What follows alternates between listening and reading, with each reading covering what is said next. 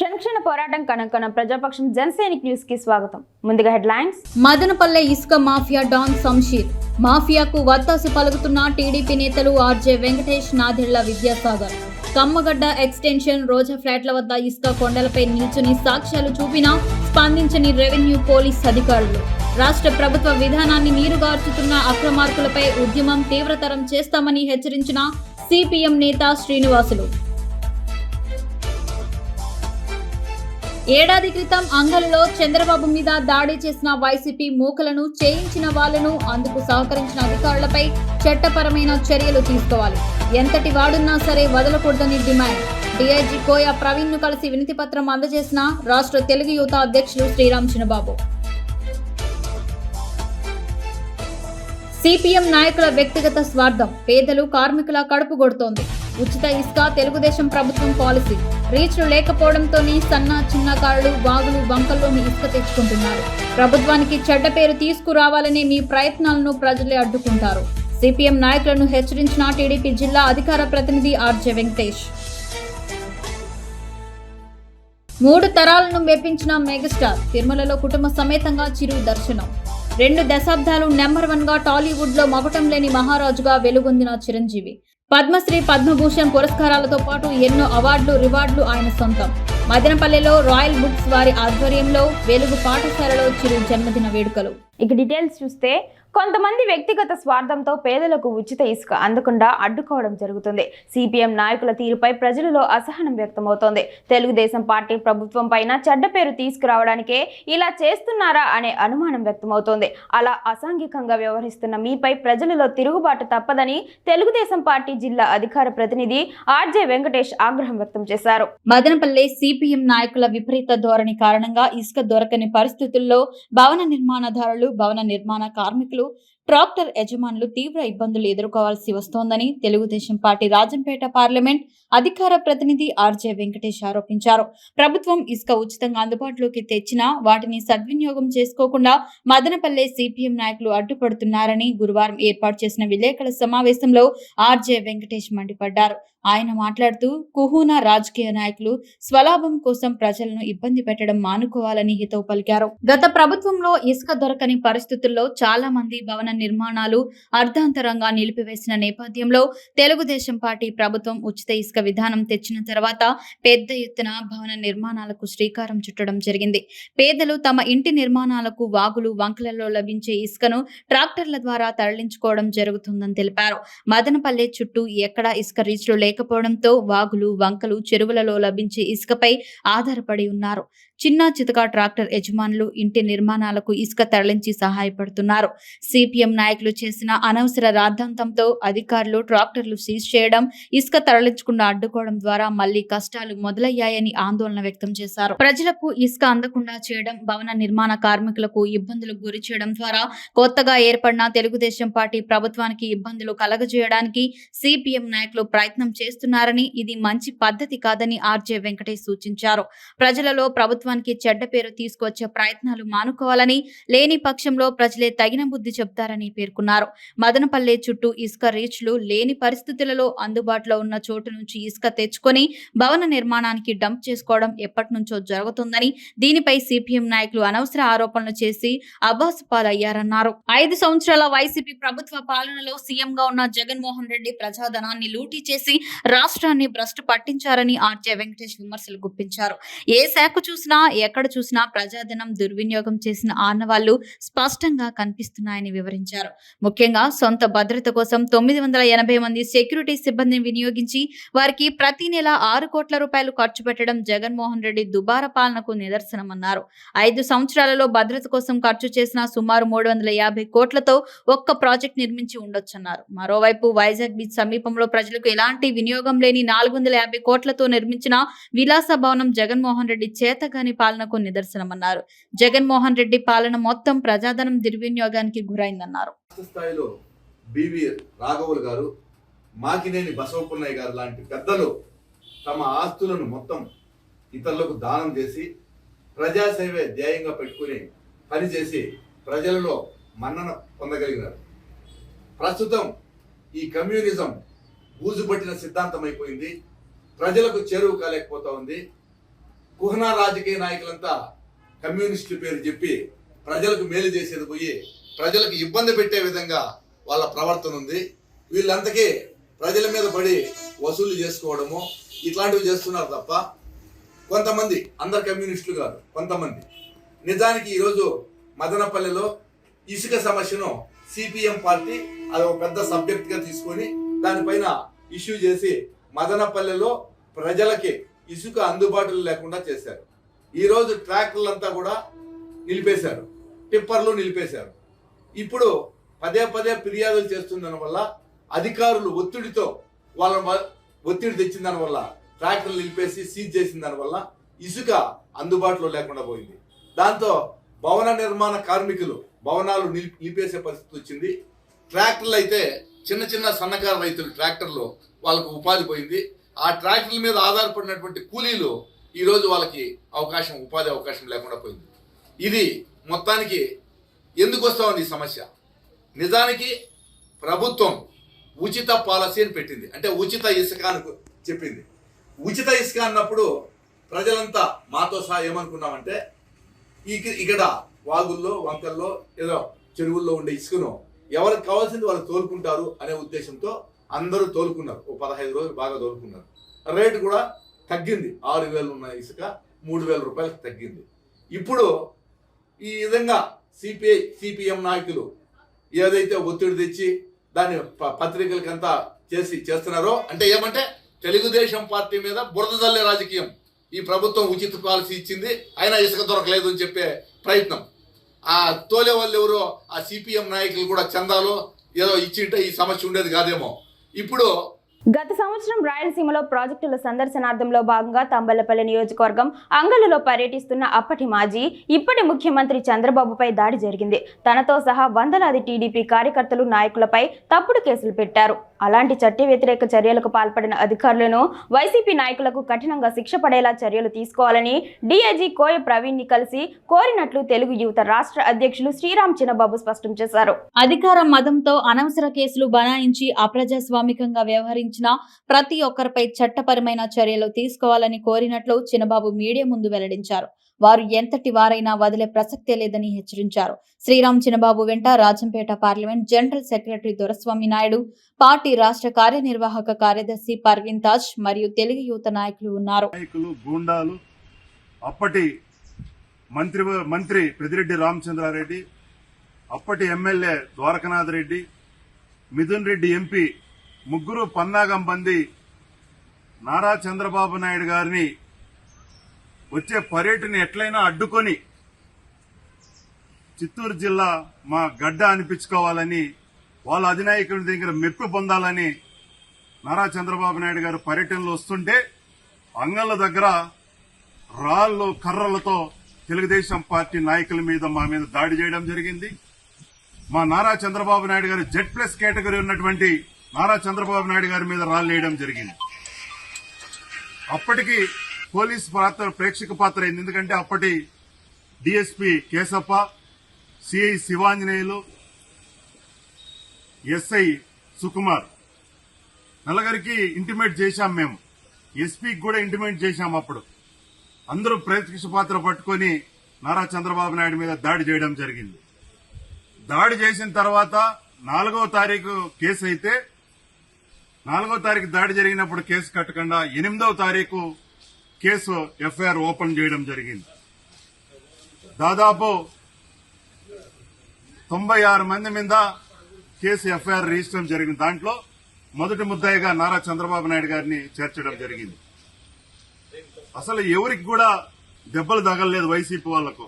అప్పటి అధికారులందరూ కూడా ప్రభుత్వ అధికారులు వాళ్లకు దెబ్బలు తగిలినట్టు నివేదికలు ఇచ్చారు. మేము ఇప్పుడు డీజీ గారిని రవీంద్ర గారిని కలిశాము. ఎందుకంటే ప్రవీణ్ గారిని ఆ రోజు ఎవరైతే అధికారులు కావచ్చు, పోలీసులు కావచ్చు, రాజకీయ నాయకులు కావచ్చు, ఎమ్మెల్యేలు కావచ్చు, మంత్రులు కావచ్చు, ఆ రోజు ఎంత ఇబ్బంది పడ్డాం. ఎందుకంటే గన్ను కేసు, ఆర్మ్స్ కేసు అన్ని కట్టారు మా పైన. 60 రోజులు అరణ్యవాసంలో ఉన్నాం. ఏమంటే ఏమి చేయనటువంటి తప్పుకు ఆ రోజు ఎవడెవడైతే మమ్మల్ని ఇబ్బంది పెట్టాడో వాడు మంత్రి గాని ఎవడైనా గాని వదిలిపెట్టకూడదని ఈ రోజు వచ్చి కలవడం జరిగింది. రేపు ఎస్పీ గారికి కంప్లైంట్ ఇవ్వబోతున్నాం. ఎవడైతే ఆ రోజు అధికారులు మమ్మల్ని ఇబ్బంది పెట్టాడో వాళ్ళందరినీ కటకటాల పాలు చేయాలని కోరడం కోసం ఈ రోజు ఇక్కడికి విచ్చేశాం. 3 తరాలను మెప్పించిన నటుడు మెగాస్టార్ చిరంజీవి ఆగస్టు 22న ఆయన తన 69 జన్మదినం జరుపుకుంటున్నారు. సతీ సమేతంగా చిరంజీవి బుధవారం సాయంత్రం తిరుపతి చేరుకున్నారు. గురువారం ఉదయం ఆయన తిరుమల శ్రీవారి దర్శనం చేసుకున్నారు. 3 తరాలను మెప్పించిన నటు చిత్ర పరిశ్రమలో మెగాస్టార్ చిరంజీవి స్థాయి వేరు. మధ్యతరగతి వ్యక్తిగా చిత్ర పరిశ్రమలో అడుగుపెట్టిన ఆయన స్వయం కృషితో నెంబర్ 1 స్థాయికి చేరుకున్నారు. సీనియర్ ఎన్టీఆర్ నుంచి జూనియర్ ఎన్టీఆర్ వరకు 3 తరాలతో పోటీ పడిన ఏకైక నటుడు ఆయనే. 3 తరాల అభిమానాలను సంపాదించిన నటుడు కూడా ఆయనే. మెగా ప్రస్థానంలో చిరంజీవి నటన, డాన్స్ ఎప్పటికీ ఎవర్ గ్రీన్ గా నిలుస్తోంది. దాదాపు 2 దశాబ్దాల పాటు మెగాస్టార్ టాలీవుడ్ చిత్రసీమలో మకుటం లేని మహారాజుగా నెంబర్ 1 స్థానంలో నిలిచి పద్మశ్రీ, పద్మవిభూషణ్ పురస్కారాలతో పాటు ఎన్నో అవార్డులు, రివార్డులు అందుకున్నారు. ఒక్కటి నుంచి మొదలుపెట్టి ఒక్కొక్కటి సాధిస్తూ 1వ స్థానంలో 2 దశాబ్దాలు పైగా నిలబడ్డ వెండి తెర ఇలా వేల్పోయాన పరిచయం అక్కర్లేని పేరు పద్మభూషణ్ మెగాస్టార్ డాక్టర్ చిరంజీవి. దేశంలో జనాభా లెక్కింపుపై గత కొన్నేళ్లుగా కాలయాపన జరుగుతున్న విషయం తెలిసిందే. తాజాగా ప్రభుత్వ వర్గాలు ప్రముఖ వార్తా సంస్థ రాయిటర్స్ కి అందించిన సమాచారం ప్రకారం భారతదేశ జనాభా గణనను సెప్టెంబర్లో ప్రారంభించే అవకాశం ఉందని తెలుస్తోంది. కొత్త సర్వే వచ్చే నెలలో ప్రారంభమై పూర్తి కావడానికి దాదాపు 18 నెలల సమయం పడుతుందని సంబంధిత వర్గాల వారు పేర్కొన్నారు. హోం వ్యవహారాల మంత్రిత్వ శాఖ, గణాంకాలు, కార్యక్రమం అమలు మంత్రిత్వ శాఖ ఒక టైం లైన్ ను రూపొందించాయి. జనాభా లెక్కింపు వివరాలను మార్చి 2026 నాటికి విడుదల చేయాలని లక్ష్యంగా పెట్టుకున్నట్లు అధికారులు తెలిపారు. ఈ ప్రక్రియను ప్రారంభించడానికి పీఎం కార్యాలయం నుండి తుది ఆమోదం కోసం వేచి ఉన్నట్లు పేర్కొన్నారు. దేశంలో చివరిసారిగా జనాభా లెక్కింపు 2011లో జరిగింది. ప్రస్తుతం ఈ లెక్కింపు డేటా ఆధారంగానే ప్రభుత్వ పథకాలు, ఆర్థిక డేటాను రూపొందిస్తున్నారు.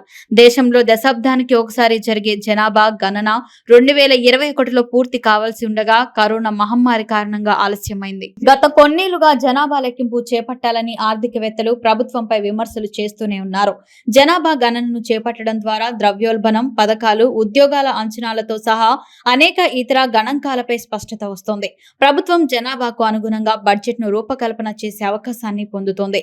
గత ఏడాది విడుదల చేసిన ఐక్యరాజ్య సమితి నివేదిక ప్రకారం ప్రపంచంలో అత్యధిక జనాభా కలిగిన దేశంగా చైనాను భారత్ అధిగమించింది. 2026లో జరగాల్సిన ఆంధ్రప్రదేశ్, తెలంగాణ రాష్ట్రాల అసెంబ్లీ సీట్ల పెంపు, ఎస్సీ, ఎస్టీ రిజర్వ్డ్ స్థానాల కేటాయింపుతో పాటు స్థానిక సంస్థల రిజర్వేషన్లు సైతం జనాభా గణాంకాల మీద ఆధారపడి ఉంటుంది. టీడీపీ యాప్ ద్వారా తెలుగుదేశం పార్టీ కంటెంట్ ను ప్రజలకు విస్తృత స్థాయిలో షేర్ చేసి టాప్ పర్ఫార్మర్ గా మన తంబెల్లపల్లి నియోజకవర్గం నుంచి నిలిచినందుకు మీకు అభినందనలు. గత ఎన్నికల్లో కూటమి అద్భుత విజయం సాధించే వరకు అనేక రకాలుగా పార్టీకి అండగా నిలిచినటువంటి కార్యకర్తలకు ఏమిచ్చినా రుణం తీర్చుకోలేము. నిజాన్ని నిర్భయంగా ప్రజల్లోకి తీసుకువెళ్లిన మీ స్ఫూర్తి పార్టీకి ఆదర్శం అంటూ తంబెల్లపల్లి నియోజకవర్గ ఇన్ఛార్జ్ దాసరిపల్లి జయచంద్రారెడ్డి స్పష్టం చేశారు. ప్రజలకి వాస్తవాలని తెలియజేయడంలో పార్టీ సైనికులైన మీరు ఎల్లవేళలా అప్రమత్తంగా ఉండాలని వారిని ఉద్దేశించి అన్నారు. మీ నిబద్ధతను, కృషిని పార్టీ ఎప్పుడూ గుర్తుంచుకుంటుందని తెలిపారు. పార్టీ సేవలో తరిస్తూ తద్వారా ప్రజలకు ఉపయోగపడుతున్న మీకు అభినందనలు అంటూ జయచంద్రారెడ్డి పేర్కొన్నారు. వారిని ఘనంగా సత్కరించారు. తంబళ్లపల్లి నియోజకవర్గం తెలుగుదేశం పార్టీ ఇన్ఛార్జ్ దాసరిపల్లి జయచంద్రారెడ్డి ఈ కార్యక్రమంలో పాల్గొని ఒక్కొక్కరిని సత్కరించారు. తెలుగుదేశం పార్టీ కార్యకర్తలు తెట్టు మారప్ప, ఒంటికొండ రెడ్డిశేఖర్, తలారి మంజునాథ్, షేక్ అయూబ్ బాషా, మంచినీళ్ల ఆనంద్, సయ్యద్ శేషవలి, నాగరాజు, పూసా మోహన్ రెడ్డి, బూసిరెడ్డి నాగేశ్వర్ రెడ్డి, ఎన్ బాలకృష్ణరెడ్డి మరియు తెలుగుదేశం పార్టీ నాయకులు, కార్యకర్తలు పాల్గొన్నారు. అన్నమయ్య జిల్లా బి కొత్తకోట వద్ద 2 లారీలు బోల్తా, 7గురికి తీవ్ర గాయాలు. బి కొత్తకోట మండలంలోని టీ సదుం క్రాస్ లో గురువారం వేకువజామున రోడ్డు ప్రమాదం జరిగింది. ఎదురెదురుగా వెళ్తున్న 2 లారీలు ఢీకొనడంతో పూర్తిగా ధ్వంసమై బోల్తా పడ్డాయి. ఈ ఘటనకు సంబంధించి వివరాలు ఇలా ఉన్నాయి. మధ్యప్రదేశ్ కు చెందిన లారీలో గుమ్మడికాయలను కర్ణాటకలో లోడ్ చేసుకున్నారు. బి కొత్తకోట మీదుగా అనంతపురం నుంచి మధ్యప్రదేశ్ వెళ్లేందుకు లారీ బయలుదేరింది. అదే సమయంలో మొలకల చెరువు వైపు నుంచి కర్ణాటకలోని కోలార్ మార్కెట్ కు టమాటా లోడ్ తో లారీ బి కొత్తకోట వైపుకు వస్తోంది. ఈ 2 లారీలు టీ సదుం క్రాస్ వద్ద వేగంగా ఢీకొన్నాయి. ఈ వేగం కారణంగా ఢీకొన్న లారీలు బోల్తా పడ్డాయి. లారీల ముందు భాగాలు మొత్తం పూర్తిగా ధ్వంసమయ్యాయి. టమాటాలు, గుమ్మడికాయలకు నష్టం వాటిల్లింది. టమాటా లారీలోని మొలకల చెరువు, తమ్మలపల్లె మండలాలకు చెందిన కర్ణాటకలోని కోలార్కు చెందిన కృష్ణప్ప, ప్రభాకర్, వెంకటేష్, సురేంద్ర, హరి, మధ్యప్రదేశ్ కి వెళ్తున్న లారీ డ్రైవర్లు ధరంవీర్, రాఘవేంద్రలు తీవ్రంగా గాయపడ్డారు. ప్రమాదం తర్వాత బాధితులను బి కొత్తకోట సామాజిక ఆరోగ్య కేంద్రానికి తరలించారు. వైద్యురాలు హసీనా బేగం, సిబ్బంది క్షతగాత్రులకు సత్వరమే వైద్య సేవలు అందించారు. వీరిలో రాఘవేంద్ర, సురేంద్ర, ప్రభాకర్ల పరిస్థితి ఆందోళనకరంగా ఉందని గుర్తించి వారిని 108లో మదనపల్లెకు తరలించారు. రాష్ట్ర ప్రభుత్వ ఉచిత ఇసుక విధానానికి విఘాతం కలిగిస్తున్న మైనింగ్ మాఫియా, వాగుల్లో కుంటల్లో ట్రాక్టర్లతో ఇసుక ఎత్తనియని మాఫియా డాన్లు అంటూ సిపిఎం జిల్లా కార్యదర్శి శ్రీనివాసులు విరుచుకుపడ్డారు. తేదప్ప శ్రేణులు ఆలోచించాలని, మాఫియాను తరిమి కొట్టాల్సిన టీడీపీ నేత ఆర్జే వెంకటేష్ వంటి వారు అక్రమార్కులకు కొమ్ము కాయడం, సిపిఎంపై నిందలేయడం సిగ్గుచేటని సిపిఎం శ్రీనివాసులు అన్నారు. రాష్ట్ర ప్రభుత్వ ఉచిత ఇసుక విధానానికి మైనింగ్ మాఫియా విఘాతం కలిగిస్తోందని సిపిఎం జిల్లా కార్యదర్శి పి శ్రీనివాసులు అన్నారు. గురువారం పట్టణంలో ఉన్న అక్రమ నిల్వలను కనిపెట్టి మీడియాకు చూపించారు. ఈ సందర్భంగా కమ్మగట్ట వీధి ఎక్స్టెన్షన్ ఏరియా, బసినికొండలో ఉన్న ఇసుక స్థావరాలను చూపించిన అనంతరం శ్రీనివాసులు మాట్లాడుతూ మైనింగ్ మాఫియా డాన్లు వాగుల్లో, కుంటల్లో ట్రాక్టర్లతో బంటల్లోకి ఇసుక ఎత్తనీయకుండా అడ్డుపడమే కాకుండా లొంగకపోతే కేసులు పెడుతున్నట్లు ట్రాక్టర్ల యజమానులు, చిన్న చిన్న ఇంటి యజమానులు వాపోతున్నట్లు వివరించారు. గత ప్రభుత్వంలో ఇసుక ప్రజలకు అందుబాటులో లేకుండా పోయిందని, అందుకే ఉచిత ఇసుక విధానం తెచ్చినట్లు రాష్ట్ర ముఖ్యమంత్రి ప్రకటించారని తెలిపారు. గత ప్రభుత్వ హయాంలో ఇసుకను కొల్లగొట్టిన వారితోనే జత కట్టిన మైనింగ్ మాఫియా డాన్లు మరింత రెచ్చిపోయి ఇసుకను, మట్టిని తరలించి అక్రమంగా నిల్వలు చేసుకుని ప్రజలకు చిక్కకుండా చేయడమే కాకుండా గత ప్రభుత్వానికి ఈ ప్రభుత్వానికి తేడా లేదన్నట్లుగా వ్యవహరిస్తున్నారని వివరించారు. ఆర్జే వెంకటేష్ లాంటి నాయకులు మైనింగ్ అరికట్టడంలో ముందు బాగాన ఉండాల్సింది పోయి మాఫియాకి అండగా నిలబడడమే కాకుండా ఇసుక ప్రజలకు దక్కకుండా చేస్తున్న మాఫియాపై పోరాడుతున్న సిపిఎంపై నిందలు వేయడం సిగ్గుచేటన్నారు. ప్రజలు ఇచ్చిన అధికారాన్ని కాపాడుకుంటారో మైనింగ్ మాఫియా దాసోహం అవుతారో తెలుగుదేశం శ్రేణులు ఆలోచించాలని కోరారు. మైనింగ్ మాఫియా అరికట్టే వరకు సిపిఎం పోరాడుతుందని, ప్రజలు సహకరించాలని పిలుపునిచ్చారు.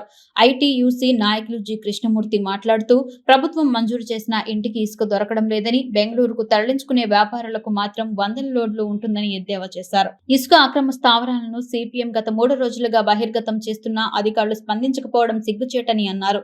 ఈ కార్యక్రమంలో నాయకులు పవన్ పాల్గొన్నారు.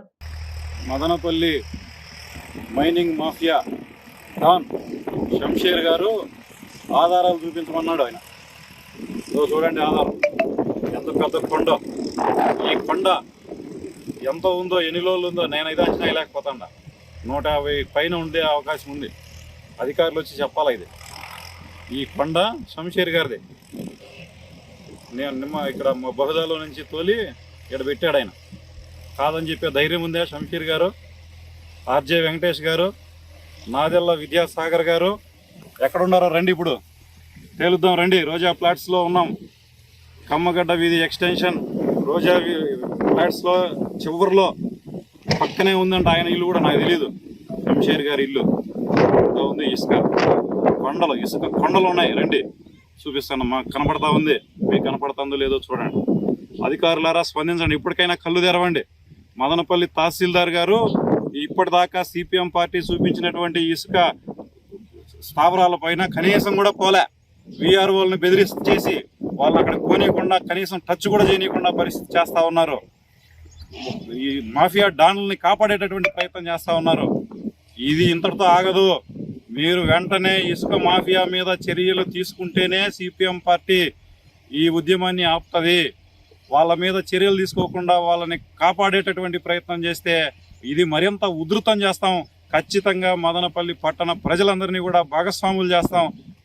విస్తృతమైనటువంటి ఉద్యమాలు చేయడానికి సిద్ధంగా ఉన్నామని చెప్పి హెచ్చరిస్తూ ఉన్నాం. అది సబ్ కలెక్టర్ గారు, కలెక్టర్ గారు చెప్పినా కూడా మదనపల్లి తహసీల్దార్ గారు స్పందించడం లేదు.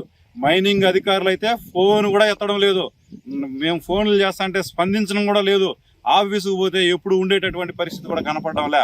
అంటే వీళ్ళకి ట్రాక్టర్లు చిన్న చిన్నగా అక్కడ వంకల్లో వాగుల్లో వేసుకొచ్చేటటువంటి చిన్న చిన్న కష్టజీవులు, ఏదో ఇల్లు పని పెండింగ్, ఇప్పుడు డబ్బులు అయిపోతే మళ్ళీ అప్పులు చేసుకోలేమని చెప్పి చిన్న చిన్నగా ఇండ్లు కట్టుకునేటటువంటి వాళ్ళ మీద పడి డబ్బులు వసూలు చేసుకునేదానికే మైనింగ్ అధికారులు ఉన్నట్లుగా తెలుస్తూ ఉంది. ఇది చాలా చట్ట విరుద్ధమైంది. ఈరోజు రాష్ట్ర ప్రభుత్వం ప్రజలందరికీ ఉచితంగా ఇసుక సరఫరా చేయాలనేటటువంటి ఏదైతే ఉద్దేశాన్ని తీసుకుందో ఆ ఉద్దేశానికి భిన్నంగా రాష్ట్ర ప్రభుత్వం ఏదైతే లక్ష్యం పెట్టుకుందో ఆ లక్ష్యానికి విరుద్ధంగా ఈరోజు ఇక్కడ ఉన్నటువంటి ఈ మైనింగ్ మాఫియా వ్యవహరిస్తూ ఉంటే ఆ మైనింగ్ మాఫియాకి అంటగాగుతూ ఈరోజు మైనింగ్ అధికారులు వ్యవహరిస్తున్నారు. కాబట్టి వీళ్ళందరి మీద చర్యలు కూడా తీసుకోవాలని చెప్పి రాష్ట్ర ప్రభుత్వానికి విజ్ఞప్తి చేయబోతున్నాం. అధికారులు, పోలీసులు ఒకరి మీద వేసుకున్నటువంటి పరిస్థితి ఉంది. ఈ ట్రాక్టర్లో ఉంటేనే మేము పట్టుకుంటామని పోలీసులు చెప్తా ఉన్నారు. ఇది మాకు సంబంధం లేదు, మైనింగ్ వాళ్ళు మాట్లాడతారని చెప్పి రెవెన్యూ వాళ్ళు చెప్తున్నారు. మైనింగ్ వాళ్ళు ఏమో అడ్రస్ ఉండరు, ఎస్సీబీ వాళ్ళకి చెప్పండి అంటారు. ఎస్సీబీ వాళ్ళకి ఏం పని ఉందో మాకే దిక్కు తెలియడం లేదని చెప్పి వాళ్ళు మాట్లాడుతున్నారు. ఇట్లాంటి గందరగోళంగా ఉన్నటువంటి నేపథ్యం. దివ్యాంగుల కోవెలగా విరాజిల్లుతున్న వెలుగు సంస్థ తమ సేవా కార్యక్రమాలను మరింతగా కొనసాగిస్తోంది. అమ్మ చెరువు మిట్టలో గల వెలుగు సంస్థ ఆవరణంలో వెలుగు సెక్రటరీ ఎం ఉదయ్ మోహన్ రెడ్డి గురువారం తిరుపతిలో నివాసం ఉంటున్న పేద కుటుంబానికి చెందిన దివ్యాంగునికి సిపి చైర్ ను అందజేసి తమ సేవా భావాన్ని మరోమారు చాటుకున్నారు. తిరుపతిలో ఉన్న we support charitable trust members Tahasunnisa Begum, Chandrakalareddy, Vishnuvardhan Reddy పార్థివన్లు వెలుగు సంస్థకు విచ్చేసి వెలుగు సెక్రటరీ ఎం ఉదయ్ మోహన్ రెడ్డిని సంప్రదించగా తిరుపతిలోని పేద కుటుంబానికి చెందిన హనుమంత్ కుమార్ దివ్యాంగునికి సిపి చైర్ ను గురువారం వెలుగు సంస్థ ఆవరణంలో వెలుగు సెక్రటరీ ఎం ఉదయ్ మోహన్ రెడ్డి ఉచితంగా అందజేయడం జరిగింది. ఈ సందర్భంగా we support charitable trust members Velugu ప్రత్యేక పాఠశాలలోని చిన్నారులకు మరియు వృద్ధాశ్రమంలోని వృద్ధులకు స్వీట్స్, బిస్కెట్స్ ను అందజేశారు. వార్తలు ముగించే ముందు హెడ్లైన్స్ మరోసారి. మదనపల్లె ఇసుక మాఫియా డాన్ శంషీర్, మాఫియాకు వత్తాసు పలుకుతున్న టీడీపీ నేతలు ఆర్జే వెంకటేష్, నాదెళ్ల విద్యాసాగర్. కమ్మగడ్డ ఎక్స్టెన్షన్ రోజా ఫ్లాట్ల వద్ద ఇసుక కొండలపై నిల్చుని సాక్ష్యాలు చూపినా స్పందించని రెవెన్యూ, పోలీస్ అధికారులు. రాష్ట్ర ప్రభుత్వ విధానాన్ని నీరుగార్చుతున్న అక్రమార్కులపై ఉద్యమం తీవ్రతరం చేస్తామని హెచ్చరించిన సిపిఎం నేత శ్రీనివాసులు. ఏడాది క్రితం అంగల్లో చంద్రబాబు మీద దాడి చేసిన వైసీపీ మూకలను చేయించిన వాళ్లను, అందుకు సహకరించిన అధికారులపై చట్టపరమైన చర్యలు తీసుకోవాలి. ఎంతటి వాడున్నా సరే వదలకూడదని డిమాండ్. డీఐజీ కోయ ప్రవీణ్ ను కలిసి వినతి పత్రం అందజేసిన రాష్ట్ర తెలుగు యువత అధ్యక్షులు శ్రీరామ్ చిన్నబాబు. సిపిఎం నాయకుల వ్యక్తిగత స్వార్థం పేదలు, కార్మికుల కడుపు కొడుతోంది. ఉచిత ఇసుక తెలుగుదేశం ప్రభుత్వం పాలసీ. రీచ్లు లేకపోవడంతోనే సన్న, చిన్నకారులు వాగులు, వంకల్లోని ఇసుక తెచ్చుకుంటున్నారు. ప్రభుత్వానికి చెడ్డ పేరు తీసుకురావాలనే మీ ప్రయత్నాలను ప్రజలే అడ్డుకుంటారు. సిపిఎం నాయకులను హెచ్చరించిన టీడీపీ జిల్లా అధికార ప్రతినిధి ఆర్జే వెంకటేష్. 3 తరాలను మెప్పించిన మెగాస్టార్ తిరుమలలో కుటుంబ సమేతంగా చిరు దర్శనం. 2 దశాబ్దాలు నెంబర్ 1 గా టాలీవుడ్ లో మకుటం లేని మహారాజుగా వెలుగొందిన చిరంజీవి. పద్మశ్రీ, పద్మభూషణ్ పురస్కారాలతో పాటు ఎన్నో అవార్డులు, రివార్డులు ఆయన సొంతం. మదనపల్లెలో రాయల్ బుక్స్ వారి ఆధ్వర్యంలో వెలుగు పాఠశాలలో చిరు జన్మదిన వేడుకలు. క్షణ పోరాటం కనకన ప్రజాపక్షం జనసైనిక్ న్యూస్ ఇంతటితో సమాప్తం. తిరిగి రేపటి బులెటిన్ లో మళ్ళీ కలుసుకుందాం. అంతవరకు సెలవు, నమస్కారం.